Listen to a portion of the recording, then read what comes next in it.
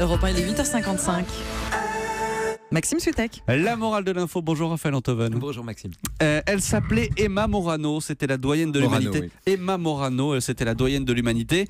Elle est décédée samedi à l'âge de 117 ans, ce qui faisait d'elle, née le 29 novembre 1899, la dernière personne à avoir connu les années 1800. Oui, cette dame a pesé sur la même terre que Nietzsche et Oscar Wilde. Et avec sa disparition tellement importante et si discrète pourtant, la totalité des humains qui ont arpenté la Terre pendant les années 1800 a fini de s'éteindre. Tout ce qui s'est réjoui, tout ce qui a joui, tout ce qui a souffert et s'est désespéré, tout ça a disparu. Alors il faut prendre la mesure de cet anéantissement. Tant de néant, ce n'est pas rien. Nous sommes les spectateurs insoucieux d'une extinction totale. Mais alors comment expliquez-vous qu'on n'y fasse pas plus attention ? Peut-être parce qu'on ne veut pas voir. On se retranche derrière la performance de 117 ans pour échapper au vertige. La mort d'Emma Morano, c'est notre avenir.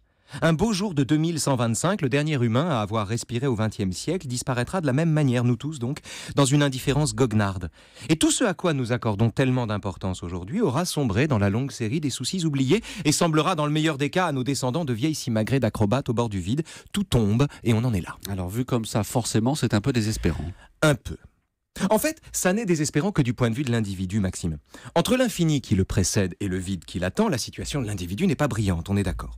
Comment, à l'échelle d'une vie minuscule, ne pas se sentir réduit à néant par autant de néant, Franchement, il y a de quoi être pessimiste. Mais si on s'élève au point de vue de l'espèce, alors les choses sont différentes.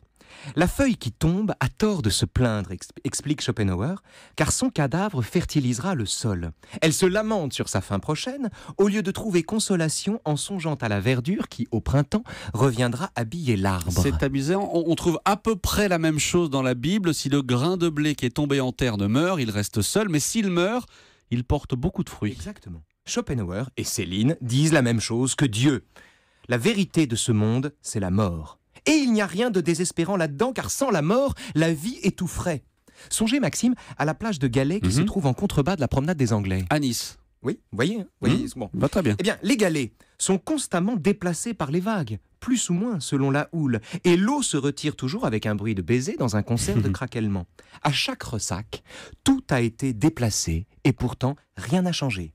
Or, il y a la même différence entre 2 siècles qu'entre la même plage de Galets avant et après le passage d'une vague. Chacun a cru vivre ou évoluer, mais l'ensemble est immuable. Et la morale de l'info ? C'est le vœu que formule Proust à la fin de la recherche du temps perdu. Écoutez ça, que les êtres meurent pour que pousse l'herbe, non de l'oubli, mais de la vie éternelle. Que les êtres meurent pour que pousse l'herbe, non de l'oubli, mais de la vie éternelle, la morale de l'info.